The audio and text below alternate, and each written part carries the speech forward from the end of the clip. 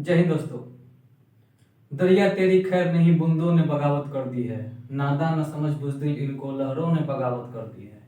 हम परवाने हैं मौत समा, किसको मरने का खौफ यहाँ। रे तलवार तुझे झुकना होगा, गर्दन ने बगावत कर दी है।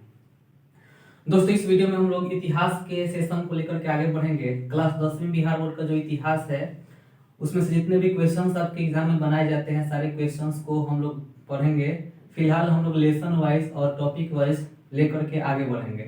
जैसा कि आपको पता है, क्लास 10वीं का जो पहला लेसन है उस पहले लेसन का नाम है आपका यूरोप में राष्ट्रवाद। इसमें हम लोग समझेंगे कि यूरोप में राष्ट्रवाद को बढ़ावा कैसे मिला, वो कौन सा व्यक्ति था जिसने यूरोप में राष्ट्रवाद को सींचा या राष्ट्रवाद के उदय में अपना बहुत ज्यादा योगदान दिया। इसके पहले हमको कुछ बेसिक चीजों को समझना होगा। इतिहास होता क्या है दोस्तों? इतिहास में दो वर्ड आता है, वो इति प्लस दूसरा आता है हास। इस इति का मतलब क्या होता है? अतीत। अतीत का मतलब क्या होता है? बीता हुआ समय। और इस हास का मतलब क्या होता है? अध्ययन करना। तो सिंपल सा आप डेफिनेशन बना सकते हैं कि बीते हुए समय का अध्ययन करना इतिहास कहलाता है। और दूसरे शब्दों में हम बीते हुए समय को क्या बोल सकते हैं? अतीत बोलते हैं। इसको हम बोल सकते हैं कि अतीतों का अध्ययन क्या कहलाता है? इतिहास कहलाता है। या study of past time is called history. ठीक है, यानी कि अतीतों के अध्ययन को हम लोग इतिहास कहते हैं। दूसरा चीज, जो इतिहास है, इस इतिहास का पिता कौन है? ठीक है, तो इतिहास का पिता कहा जाता है हेरोडोटस को। किसको कहा जाता है? हेरोडोटस को। ये हेरोडोटस था कौन? तो यूनान का निवासी था, एक यूनानी व्यक्ति था। इसने संपूर्ण विश्व के इतिहास के बारे में चर्चा किया था। ठीक है, तो यहाँ पे लिखा गया कि संपूर्ण विश्व के इतिहास की चर्चा इसने किया था, लेकिन जम्मू कश्मीर के इतिहास को इसने छोड़ दिया था। तो आखिर वो व्यक्ति कौन था जिसने जम्मू कश्मीर के इतिहास को हम लोग के बीच उजागर किया? तो उस व्यक्ति का नाम है कलहन। लिखा हुआ है कि जम्मू कश्मीर के इतिहास की चर्चा कलहन ने अपनी पुस्तक किसमें करी थी? राजतरंगी। राजतरंगी में एक किताब लिखा था, उसी किताब में जम्मू कश्मीर के इतिहास के बारे में हमें जानकारी मिलती है। ये दोस्तों आपका बेसिक चीज है, इसको चाहे तो अपने मतलब नोटबुक में लिख सकते हैं। दूसरा चीज, जब हम यहाँ सब लेसन आपको शुरू करेंगे तो बीच बीच में कुछ कुछ टॉपिक आएगा, उस टॉपिक को हम लिखवाएंगे। ठीक है, तो हम बोल बोल के तो लिखवा नहीं समझ सकते, आपको अच्छे से समझा देंगे। समझाने के फलस्वरूप आपके इस मोबाइल के स्क्रीन पे टाइपिंग फॉर्मेट में दिखाया जाएगा। आप क्या करेंगे? वीडियो को वहां पे रोक लेंगे, रोक करके अपने कॉपी में नोट कर लेंगे और उसको अच्छे से फिर बना करके याद करेंगे, ताकि आपके एग्जाम के लिए बहुत ही महत्वपूर्ण साबित हो सके। दोस्तों, अब शुरू करते हैं हम लोग यूरोप के बारे में। ठीक है, यहाँ पे एक वर्ड है यूरोप। यूरोप है क्या? ठीक है, तो यूरोप है कुछ नहीं है, एक कॉन्टिनेंट। कॉन्टिनेंट का मतलब क्या होता है? यूरोप एक महादेश है। ठीक है, महादेश आखिर कहते किसको? ठीक है, मतलब महादेश में क्या होता है, जैसे कि विश्व में 7 महादेश है। अब ये 7 महादेश मिलकर के पूरा दुनिया बना करके रखा है। ठीक है, नॉर्मल सा एक बात होता है, कोई देश है और देश से बड़ा बहुत ज्यादा देशों का समूह जो होता है तो क्या बोलते हैं? उसको महादेश कहते हैं। ठीक है, तो यूरोप भी एक महादेश है। आपको पता होगा विश्व में 7 महादेश है: Asia, Africa, north America, south America, Antarctica, Europe और ओशनिया। ठीक है, तो विश्व का 6वां सबसे बड़ा कॉन्टिनेंट है, ये विश्व सबसे बड़ा महादेश है। उस देश का नाम क्या है? यूरोप। या उस महादेश का नाम क्या है? यूरोप। तो उसी यूरोप के बारे में हम पढ़ेंगे। यूरोप में बहुत सारे देश आते हैं, उन देशों में राष्ट्रवाद कैसे फैला उस चीज को हम इस वीडियो के माध्यम से समझेंगे। ठीक है, दूसरा चीज के बगल में एक वर्ड राष्ट्रवाद। आखिर राष्ट्रवाद होता क्या है? राष्ट्रवाद में देखिएगा तो दो चीज आपको दिखाई दे रहा है। एक दिखाई दे रहा है आपको राष्ट्र। ठीक है, राष्ट्र का सिंपल सा मतलब क्या होता है? देश। ठीक है, और वाद का मतलब क्या होता है? उस देश से एक तरह का वाद क्या होता है? वाद किसी भी वर्ड में लगा होता है, समझिएगा तो क्या है? भावना। तो क्या होता है? अपने देश के प्रति कुछ ना कुछ भावना होगी, और भावना भी कैसा होगा? प्रेम की भावना होगी। ठीक है, तो अब डेफिनेशन इस तरीके से बना सकते हैं। एग्जाम में क्वेश्चन पूछा जाता है कि राष्ट्रवाद किसे कहते हैं। दूसरा तरीके से क्वेश्चन पूछ सकते हैं कि राष्ट्रवाद से आप क्या समझते हैं। इस सारे क्वेश्चन का एक ही आंसर होगा। आंसर क्या लिख सकते हैं? अपने देश के प्रति प्रेम की भावना रखना राष्ट्रवाद कहलाता है। अपने देश के प्रति प्रेम की भावना रखना राष्ट्रवाद कहलाता है। इसके अलावा थोड़ा सा बड़ा डेफिनेशन आपको और याद करना होगा, जो आपके स्क्रीन पर दिखाया जाएगा। आप वहां से क्या कर लेंगे? इसको याद कर लेंगे कॉपी में लिख करके। ठीक है, तो आप यहाँ सबसे पहला ये सब लिखने के जस्ट बाद आप क्या करेंगे? क्वेश्चन बनाएंगे। क्वेश्चन बनाएंगे कि राष्ट्रवाद किसे कहते हैं या राष्ट्रवाद से आप क्या समझते हैं। उसके नीचे जो आपको स्क्रीन पर दिखाया जाएगा उसको आपको लिखना होगा। इस वीडियो में हम लोग 4 टॉपिक को लेकर के समझना है। जो सबसे पहले टॉपिक है उसको हम कहेंगे राष्ट्रवाद। दूसरा जो टॉपिक होगा 1789 की फ्रांसीसी क्रांति। तीसरा जो टॉपिक होगा नेपोलियन। लास्ट जो टॉपिक होगा 1815 का वियना सम्मेलन। तो इसको हम लोग समझ चुके हैं राष्ट्रवाद किसे कहते हैं। अपने देश के प्रति प्रेम की भावना रखना राष्ट्रवाद कहलाता है। अब अगला टॉपिक में हम लोग समझेंगे 1789 की फ्रांसीसी क्रांति। दोस्तों, जो 1789 की फ्रांसीसी क्रांति है, इस क्रांति का जो प्रेरणा है अमेरिका से लिया गया है। ठीक, दूसरा चीज आपको समझना क्या होगा कि सबसे पहला बात हम इसमें यही लिखेंगे कि 1789 की फ्रांसीसी क्रांति की प्रेरणा अमेरिका से लिया गया है।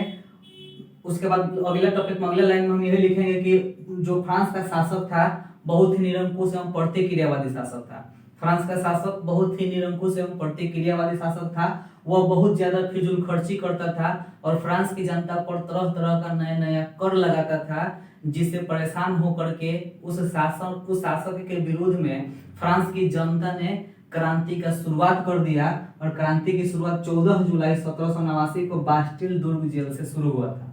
ठीक, और यह क्रांति लास्टली इसका क्रांति का अंत कब हुआ था? 18 जून 1815 को वाटरलू के मैदान में। और आपको याद होगा तो वाटरलू का मैदान कहाँ पे है? तो है यह बेल्जियम के अंदर। ठीक है, वाटरलू का मैदान कहाँ पे है? बेल्जियम में है। अगर आपको याद होगा तो इसको इसी वाटरलू के मैदान को पूरा यूरोप का क्या कहा जाता है? आंकड़ा कहा जाता है। ठीक है, आपसे क्वेश्चन अगर पूछे कि यूरोप का आंकड़ा किसे कहा जाता है, तो यूरोप का आंकड़ा किसको कहा जाता है? वाटरलू के मैदान को। ठीक है, आपको ओवरऑल इस तरीके से समझना होगा कि 1789 की फ्रांसीसी क्रांति का प्रेरणा अमेरिका से लिया गया है।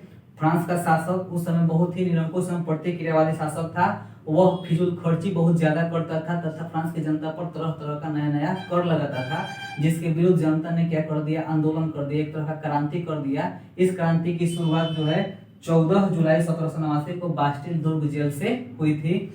दूसरा बात, और यह क्रांति 18 जून 1815 को वाटरलू के मैदान में अंत हो गया। वाटरलू का मैदान कहाँ पे है? बेल्जियम में है। और वाटरलू को यूरोप का आंकड़ा कहा जाता है। वाटरलू के मैदान को यूरोप का आंकड़ा कहा जाता है। और आपको वीडियो को रुका करके इसको लिख लेना है। अब अगले टॉपिक की तरफ हम लोग बढ़ेंगे। तो अगले टॉपिक में आपको समझना क्या होगा कि यूरोप में राष्ट्रवाद का बनना, मतलब यूरोप में राष्ट्रवाद कैसे शुरू हुआ, कैसे शुरू होता है। सबसे पहले क्या होता है कि 1797 में नेपोलियन ने यूरोप के अंदर युद्ध की शुरुआत कर दिया था। दूसरा चीज क्या होता है कि 1815 के भीतर इसी नेपोलियन का क्या हो जाता है? पतन हो जाता है। फिर 1830 का समय आता है, फ्रांस में एक बार और क्रांति होती है। ठीक है, फिर 1848 का समय आता है, फ्रांस में एक बार और क्रांति हो जाती है। फिर 1859 से लेकर के 71 तक इटली का एकीकरण संपन्न होता है। फिर 1871 में इसी के साथ साथ जर्मनी का एकीकरण संपन्न होता है। और इस तरीके से समझिए कि ओवरऑल इस तरीके का आपका क्या एक तरह का यह टॉपिक है। इसको भी क्या करना है? आपको अपने कॉपी में लिख लेना है। हम जो बोर्ड पर लिख रहे हैं आपको नहीं लिखना है, आपको इसके ऊपर एक पीडीएफ फॉर्मेट में या एक तरह से स्क्रीन के ऊपर दिखाया जाएगा, वही चीज आपको लिखना है। ठीक है, तो इसको आप नोट कर लीजिए। अब अगले टॉपिक की तरफ बढ़ेंगे। इसमें हम लोग नेपोलियन के बारे में समझेंगे। ठीक है, नेपोलियन जो है सबसे पहले लाइन में यही लिखेंगे नेपोलियन बोनापार्ट में कि नेपोलियन अगस्त 1769 ईस्वी में फ्रांस का सम्राट बना था।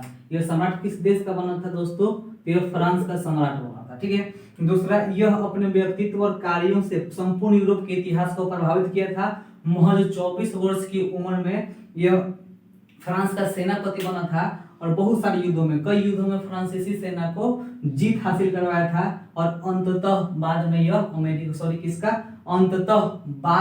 यह क्या बना? फ्रांस का सम्राट भी बना। इसके बारे में आपको इतना ही जानना है। और दूसरा चीज आपको ये जानना है कि इसने क्या किया था? पूरा यूरोप में राष्ट्रवाद फैलाने का काम किया था, जिस कारण इसको क्या कहा जाता है? यूरोप में राष्ट्रवाद का जनक कहा जाता है। ठीक है, क्वेश्चन आपसे पूछा कि यूरोप में राष्ट्रवाद का जनक किसको कहा जाता है? तो यूरोप में राष्ट्रवाद का जनक नेपोलियन बोनापार्ट को कहा जाता है। आपको इसमें से इतना ही लिखना है। आपके बोर्ड पर जो लिखा हुआ होगा टाइपिंग फॉर्मेट में, उसको आप अपने कॉपी में लिख लेंगे। अभी आपका लास्ट टॉपिक बच गया 1815 का वियना सम्मेलन। ठीक है, ऐसे वियना के बारे में बात करते हैं। वियना क्या है? तो वियना ऑस्ट्रिया की राजधानी है। कहाँ पे? ऑस्ट्रिया की राजधानी वियना है। ऑस्ट्रिया एक देश है दोस्तों। ठीक है, इस ऑस्ट्रेलिया का चांसलर एक व्यक्ति होता था जिसका नाम क्या था? मेटरनिक था। चांसलर कौन था इसका? मेटरनिक था। तो ऑस्ट्रेलिया का चांसलर कौन था? मेटरनिक था। यह बहुत ही घंघोर यानी कि घोर प्रतिक्रियावादी नेता था। ठीक है, मतलब बहुत ही ज्यादा प्रतिक्रिया करता था किसी भी बात का। इसको प्रतिक्रियावादी शासक या प्रतिक्रियावादी सम्राट के नाम से जाना जाता है। तो अमेरिका का जो चांसलर था मेटरनिक का बहुत ही घंघोर प्रतिक्रियावादी नेता था। उसने इस सम्मेलन के माध्यम से 1815 में सम्मेलन बुलाया गया था ऑस्ट्रिया की राजधानी वियना में। इसको 1815 का वियना सम्मेलन कहा जाता है। इस सम्मेलन में इसने क्या किया कि नेपोलियन जो था, ठीक है, नेपोलियन के युग को अंत कर दिया और अपने युग यानी कि मेटरनिक युग का क्या कर लिया? शुरुआत कर लिया। ठीक है, तो इसका डेफिनेशन ये इस तरीके से लिखेंगे 1815 के सम्मेलन के बारे में। 1815 के सम्मेलन वियना सम्मेलन की मेजबानी ऑस्ट्रेलिया का चांसलर मेटरनिक कर रहा था। ठीक है, इसका जो मेजबानी का मतलब क्या होता है? जिस देश में क्या होगा? मीटिंग होगा, उस मीटिंग के किसी को अध्यक्ष बनाया जाएगा तो उसको हम लोग मेजबान करेंगे। तो ऑस्ट्रेलिया का जो भी ये वियना का जो सम्मेलन था, इस वियना सम्मेलन की मेजबानी ऑस्ट्रेलिया के चांसलर मेटरनिख कर रहा था, जो एक प्रतिक्रियावादी शासक था।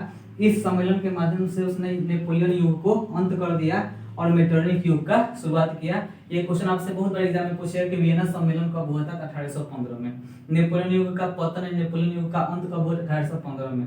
आपसे पूछेगा मेटरनिख युग की शुरुआत कब हुई? 1815 में। इसका डेफिनेशन आपको बोर्ड पर दिखाई देगा, आप उसमें से लिख लेंगे।